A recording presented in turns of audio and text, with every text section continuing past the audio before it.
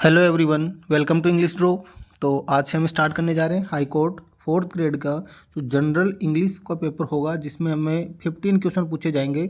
उसका एक model paper है, वो आज से हम स्टार्ट करने जा रहे हैं। अगर इससे पहले आप जो हमारे यूट्यूब से जुड़े हुए हैं, इंग्लिश ड्रॉप से जुड़े हुए हैं, तो उनको पता होगा कि जो फोर्थ ग्रेड वैकेंसी आई थी उसकी हमने कंटिन्यू 3 मंथ तक, मतलब अबोव 100 पेपर, वो मॉडल पेपर की प्रैक्टिस करी थी। और एग्जाम देने के बाद में आपको पता चला होगा कि कैसे क्वेश्चन पूछे जाते हैं एग्जाम में और आपको कितना बेनिफिट हुआ होगा। तो आज से हम स्टार्ट करने जा रहे हैं हाई कोर्ट फोर्थ ग्रेड के लिए। जो फोर्थ ग्रेड वैकेंसी आएगी हाई कोर्ट के अंदर, तो उसके एग्जाम पैटर्न के अनुसार, उसके एग्जाम के लेवल के अनुसार हम क्वेश्चन की प्रैक्टिस करेंगे। तो हमारे साथ जुड़े रहें, क्लास को लाइक ज़रूर करें। तो स्टार्ट करें आज का क्वेश्चन नंबर 1। देखो, फर्स्ट क्वेश्चन है वो लिया गया 1 वर्ड से। क्वेश्चन है a place of shelter for ships, कि एक ऐसा प्लेस जो कि शेल्टर के रूप में काम में लिया जाता है। अब शेल्टर का मतलब जहाँ पे हम आश्रय लेते हैं, रुकते हैं। लेकिन यहाँ पे कौन रुकेंगे? शिप्स, कि जहाँ शिप जहाज रुकते हैं उस जगह को क्या कहा जाता है? ऑप्शन है हार्बर, हेलीपैड, पोस्ट और बैरक। देखो, बैरक किसको कहा जाता है? जहाँ कैदियों को रखा जाता है उसको कहा जाता है बैरक। पोस्ट आप जानते ही हैं, पोस्ट किसको कहा जाता है? जो एक तो जो ये पोस्ट हम डाक वाला वो वाली पोस्ट है, उसकी बात हो रही है। एक वो पोस्ट की हाँ पोस्टिंग कहाँ पर है उस जगह को कहा जाता है, और जॉब लोकेशन वैसे मान लो। और यह है हेलीपैड, जहाँ हेलीकॉप्टर रुकता है उसको कहा जाता है हेलीपैड। और हार्बर, जिसका हिंदी मीनिंग होता है बंदरगाह, जहाँ पर क्या रुकते हैं? शिप आके रुकते हैं, उसी को क्या कहा जाता है? हार्बर, बंदरगाह कहा जाता है। तो यहाँ से ऑप्शन ए है वो हमारा राइट आंसर हो जाएगा। नेक्स्ट है question number 2। A narrow stretch of land connecting two large bodies of land, कि एक नैरो स्ट्रेच, नैरो का मतलब होता है संकीर्ण, छोटा, स्ट्रेच मतलब फैलाव, ऑफ लैंड जमीन का, जो कि कनेक्ट करता है टू लार्ज बॉडीज, जो बड़े बड़े बॉडीज, बड़े एरिया ऑफ लैंड जमीन के, कि एक बड़ा जमीन का एरिया है और एक और बड़ा एरिया ज़मीन का है, इन दोनों को कनेक्ट करने का काम करता है। और ये वाला जो एरिया है वो सराउंडेड बाई वाटर होता है, कि पानी से घिरा हुआ है। एक बीच में लैंड एरिया, ज़मीन का एरिया, एक और एरिया, इस एरिया को एक छोटा सा ज़मीन का टुकड़ा है वो आपस में जोड़ता है, जिसको अगर आपने हिंदी में सुना होगा जल डमरू मध्य, ऐसे नाम आता है उसका, जल डमरू मध्य। जैसे इंडिया श्रीलंका के बीच में है जल डमरू मध्य, तो उसको क्या कहा जाता है? ऑप्शन है लेगून, केप, स्ट्रेट या इस्थमस। इसमें टी साइलेंट रहता है। इस्थमस है ये जो एक ग्रीक भाषा है, जो यूनानी लैंग्वेज है, ग्रीक लैंग्वेज है, उसमें इस्थमस है, वहाँ से ये लिया गया। देखो, लेगून किसको कहा जाता है? लेगून होता है जो ये बीच का एरिया होता है, समुद्र के आसपास का एरिया होता है, जहाँ पानी का फ्लो तेज होता है, तो वो पानी फ्लो के साथ इधर आ जाता है। और जब वापस मतलब पानी का आना और वापस जाना, तो बीच बीच में कई गड्ढे होते हैं, उनमें पानी रुक जाता है। जो छोटी छोटी झीलें टाइप में कुछ होते हैं, पॉन्ड टाइप में, उनको कहा जाता है लेगून। ये है केप, ये माउंटेन के ऊपर का एरिया, चोटी जिसको कहा जाता है। स्ट्रेट का मतलब एक सीधा एरिया होता है, और इस्थमस का मतलब होता है जल डमरू मध्य, जो कि एक नैरो स्ट्रेच होता है, दो लैंड को कनेक्ट करने का काम करता है। तो यहाँ से आंसर क्या हो जाएगा हमारा? इस्थमस, या इस्थमस बोल दो या इस्थमस बोल दो, both are correct. Next third question है an animal which lives by preying on other animals. अब देखो, ये PRAY, ये वर्ड आपने सुना होगा, प्रार्थना करना। ये है PREY। इस प्रे का मतलब होता है शिकार करना, कि एक ऐसा एनिमल, एक ऐसा जानवर जो कि जिंदा रहता है दूसरे जानवरों को शिकार करके। देखो, एक तो लिखा एग्रेसर, अटैकर, टर्मिनेटर और प्रीडेटर। तो प्रीडेटर, ये 4 ऑप्शन है। तो जो ये प्रीडेटर वर्ड होता है वो जो जिनको बोलते हैं ना ओमनिवर्स, मांसाहारी जानवर होते हैं, उनके लिए यूज होता है। एक जो जानवर दूसरे जानवरों को खा के अपना जीवन यापन करता है उसको कहा जाता है प्रीडेटर। नेक्स्ट है क्वेश्चन नंबर 4। गवर्नमेंट और rule by A small group of people, कि एक बहुत बड़े लार्ज एरिया पर बहुत सारे लोगों पर बहुत ही एक छोटे से ग्रुप के द्वारा कंट्रोल किया जाता है, रूल चलाया जाता है, तो उसको क्या कहा जाता है? देखो, फर्स्ट ऑप्शन है मोनार्की, सेकंड है ओलिगार्की, थर्ड है ऑटोक्रेसी और डी है ऑटोनोमी। तो देखो, मोनार्की का मतलब तो होता है जो राजा महाराजाओं का शासन चलता था पुराने टाइम में, उसको तो क्या कहा जाता है? तो राजा महाराजाओं का शासन, उसको तो कहा जाता है मोनार्की। ओलिगार्की क्या होता है? तो ओलिगार्की होता है एक छोटे से ग्रुप के लोग, एक छोटा सा ग्रुप ऑफ पीपल, लोगों का एक छोटा सा समूह जो दूसरों पर रूल करता है, तो उसको कहा जाता है ओलिगार्की। तो हमारा राइट आंसर यहाँ से हो जाएगा ऑप्शन बी। नेक्स्ट है ऑटोक्रेसी। ऑटोक्रेसी मतलब एक आदमी के द्वारा बहुत सारे लोगों पर रूल करना, उसको कहा जाता है ऑटोक्रेसी। और ये है ऑटोनोमी, मतलब आपका अधिकार आपके ऊपर, आपके मतलब किसी एक, जिसको बोलते हैं ना स्वायत्त शासी। ऑटोनोमी, ऑटोक्रेसी नाम सुना वो, ऑटोनोमी है स्वायत्ता, मतलब खुद के ऊपर रूल को, किसी और अदर पर्सन का, किसी भी टाइप की गवर्नमेंट का, किसी भी टाइप के पर्सन का आपके ऊपर रूल नहीं हो, उसको कहा जाता है ऑटोनोमी। तो यहाँ से राइट आंसर होगा ओलिगार्की। नेक्स्ट है question number 5, what is the synonym of the word amiable.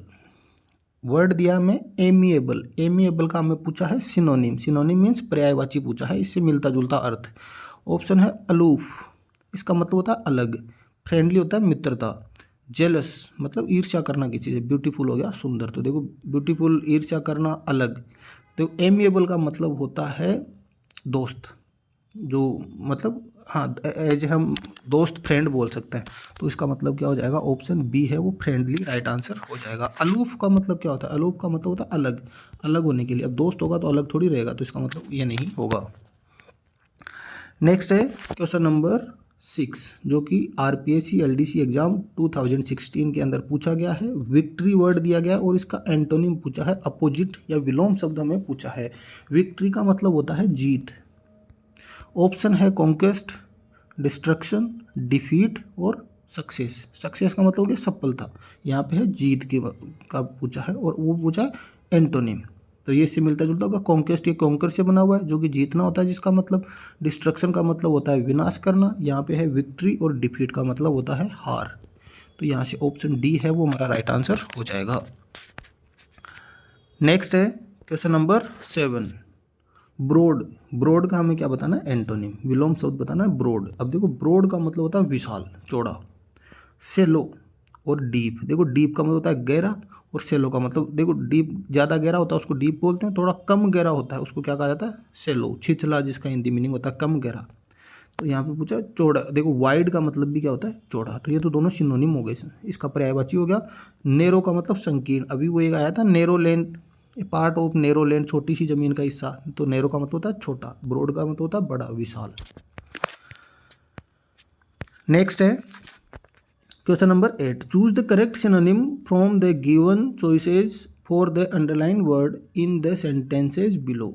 एक सेंटेंस दिया गया, ही इज वेरी इंडस्ट्रियस, इसका हमें बताना है सिनोनिम बताना है। इंडस्ट्रियस का सिनोनिम पर्यायवाची हमें बताना है। अब देखो इंडस्ट्रियस का मतलब, अब इसको या तो ऐसे याद रख लो, जो मेहनती आदमी होते हैं उनको कहा जाता है इंडस्ट्रियस। देखो इंडस्ट्री से ये वर्ड लिया गया। अब इंडस्ट्री में काम कैसा होता है, हार्ड वर्किंग का काम होता है, मेहनत का काम होता है। तो जो वहाँ पे काम करने वाला कौन हो गया, इंडस्ट्री में काम करने वाला पर्सन क्या हो जाएगा, इंडस्ट्रियस। देखो पंक्चुअल, जो समय का पाबंद होता है, टाइम टू टाइम अपना काम करता है। लेजी, आलसी होता है। केयरफुल, सचेत, एकदम एक्टिव रहने वाला। तो एक्टिव का सिनोनिम हो जाएगा केयरफुल। और ये है हार्ड वर्किंग। तो इंडस्ट्रियस और हार्ड वर्किंग दोनों क्या है, सिनोनिम है। तो ऑप्शन डी है वो यहाँ से राइट आंसर हो जाएगा। नेक्स्ट है question number 9, the applications were send to the registrar by the students, change to active voice. Active voice में हमें इसको चेंज करना है। ये हाई कोर्ट एलडीसी एग्जाम 2016 के अंदर पूछा गया क्वेश्चन है। तो क्या करना है हमें, पैसिव वॉइस इसका हमें बताना है। अब देखो पैसिव वॉइस, अगर आपने मेरी प्रीवियस क्लासें ले रखी है तो आपको डायरेक्ट एक तरीका बताया हुआ होगा, और वापस अभी नेक्स्ट जो क्लास होगी, अगर आपको डाउट हो तो कमेंट करके पूछ लेना, आपको फिर से एक बार कंप्लीट तरीका बता दिया जाएगा एक्टिव पैसिव का, जो बिल्कुल बिना किसी रूल के डायरेक्ट इजीली आप कर सकते हैं उसको। अगर एक्टिव पैसिव आपको बिल्कुल भी नहीं आता तो भी आप उसको इजीली कर सकते हैं। वो उसका ये है, देखो यहाँ हमें क्या बताना है, इसका एक्टिव बताना है। मतलब ये हमें पैसिव वॉइस फॉर्म में मिला है।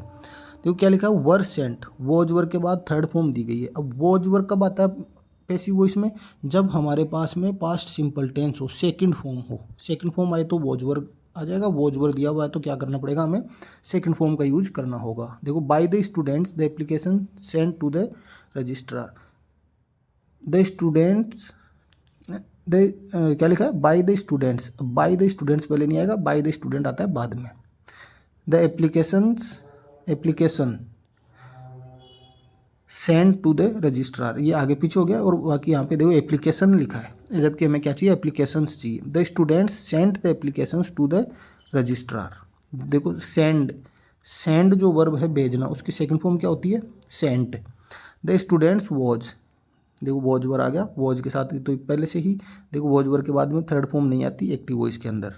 द स्टूडेंट सेंडेड, सेंडेड नहीं होती, सेंट सेकंड फॉर्म होती है, तो ऑप्शन बी है वो हमारा राइट आंसर हो जाएगा। नेक्स्ट है change the voice in the sentences given below by selecting the correct alternative. We had to count the money, we had to count the money, और हमें किस में चेंज करना है? चेंज द वॉइस, इसका वॉइस चेंज करना है। तो पहले तो हमें ये पता करना है कि कौन सा वॉइस है। देखो we had to count the money, subject helping verb और ऑब्जेक्ट दे रखा है, इसका मतलब ये एक्टिव वॉइस है। पैसिव वॉइस में चेंज करना है। देखो हैड टू दिया हुआ है, हैड टू आ गया, हैड टू के बाद में हमें क्या चाहिए? थर्ड फॉर्म चाहिए पैसिव वॉइस के लिए। अब देखो टू के बाद डायरेक्ट थर्ड फॉर्म नहीं आती, टू के बाद में हमेशा कौन सी फॉर्म आती है? फर्स्ट फॉर्म का यूज होता है टू के बाद। तो यहाँ से क्या हो जाएगा? अगर हमें थर्ड फॉर्म लगानी है तो बीच में क्या ऐड करना पड़ेगा? बी। तो क्या हो जाएगा? Had to be. तो ये वाला फॉर्मेशन हमें चाहिए। देखो क्या लिखा है? Was to, had been, was और हैड टू बी, क्या हो जाएगा? Had to be, option D. Next है somebody has already used this towel, active voice है, पैसिव वॉइस में हमें चेंज करना है। हैज यूज्ड, प्रेजेंट परफेक्ट दिया हुआ है, हैज है वाई, तो पैसिव वॉइस में क्या ऐड हो जाता है? बीन। तो क्या हो जाएगा? Has been use this towel, तो हैज का हैज ही रहेगा। देखो towel is, was, has already been, had भी नहीं आएगा, ऑप्शन सी है वो हमारा यहाँ से राइट आंसर हो जाएगा। नेक्स्ट है they have not caught the thieves, they have not caught the thieves, have not caught वही है, प्रेजेंट परफेक्ट दिया हमें।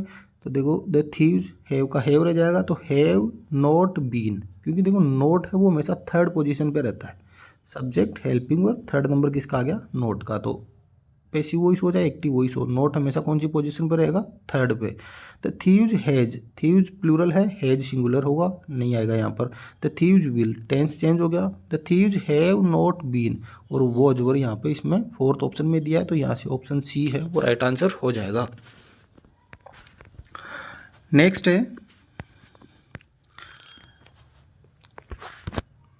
टेंस का हमें यूज करना है। The population of the world risen very fast, tense का यूज करना है। हेल्पिंग वर्ब का हमें यूज करना, ऑप्शन है हैव, वर, हैज और हैड। यहाँ पे क्या दिया है? राइजन, राइजन कौन सी फॉर्म होती है? Rise, rose, risen, third form. Third form किसके बाद आती है? हैज या हैव या फिर हैड के बाद में, ठीक है। पास्ट का यहाँ पे कोई हिंट नहीं दिया हुआ है, तो दोनों कैंसिल हो जाएगी। वर का यूज वैसे भी नहीं होना था, अब बचे हमारे पास में हैज और है। तो देखो क्या है? The population of the world, दुनिया की पॉपुलेशन, जनसंख्या बढ़ रही है, बढ़ रहे हैं नहीं बोलते हम, ये क्या है? जिसको बोलते हैं कलेक्टिव नाउन दे रखी है, और कलेक्टिव नाउन के बाद में हमेशा सिंगुलर वर्ब का यूज किया जाता है, तो यहाँ से हो जाएगा ऑप्शन सी हैज। नेक्स्ट है death rates from AIDS blank fallen in the past 10 years, कि जो पिछले के 10 ईयर है उनमें जो एड्स की वजह से जो डेथ रेट है वो क्या हो रही है? कम हो रही है। कि दरों में क्या हो रही है? कमी हो रही है। देखो डेथ रेट नहीं दिया हुआ, यहाँ पे रेट्स दिया हुआ है, दरें हैं, दर और दरें, रेट और रेट्स में डिफरेंस होता है। तो ये सब्जेक्ट कैसा हुआ? प्लूरल, तो वर्ब भी कैसी आएगी? Plural. Were, have, none of these और हैज, हैज और नन ऑफ दीज कैंसिल हो गया, बचा हमारे पास में वर और हैव। देखो फॉल, फेल और फॉलन, फर्स्ट, सेकंड और थर्ड फॉर्म। थर्ड फॉर्म किसके बाद आती है? हैज, हैव के बाद, ऑप्शन बी। नेक्स्ट क्वेश्चन है yesterday she blank TV at this time, कि कल वह TV at this time, at this time मतलब इस टाइम पर, कल वो क्या काम कर रही थी? टीवी देख रही थी। वॉच्ड सेकंड फॉर्म, उसने टीवी देखा, तब हो जाएगा एट दिस टाइम, इस टाइम पे कल कोई काम चल रहा था, मतलब पास्ट कॉन्टिन्यूस का यूज होगा। अभी चल रहा है प्रेजेंट कॉन्टिन्यूस का, कल चलेगा तो फ्यूचर कॉन्टिन्यूस का। हैड वॉच्ड, पास्ट में कोई काम पूरा हो गया तब हम पास्ट परफेक्ट का यूज करते हैं। वॉज वॉचिंग, देख रही थी। Did watch, did simple sentence में हेल्पिंग वर्ब का यूज नहीं होता, ओनली सेकंड फॉर्म आती है, तो यहाँ से क्या हो जाएगा? Option C was watching. तो ये थे आज के हमारे 15 क्वेश्चन। तो आप कमेंट करके बताएंगे कि आपको लेवल कैसा लगा, और आपके जो भी डाउट है वो भी आप पूछ सकते हैं। नेक्स्ट पेपर नेक्स्ट डे, तब तक के लिए थैंक यू।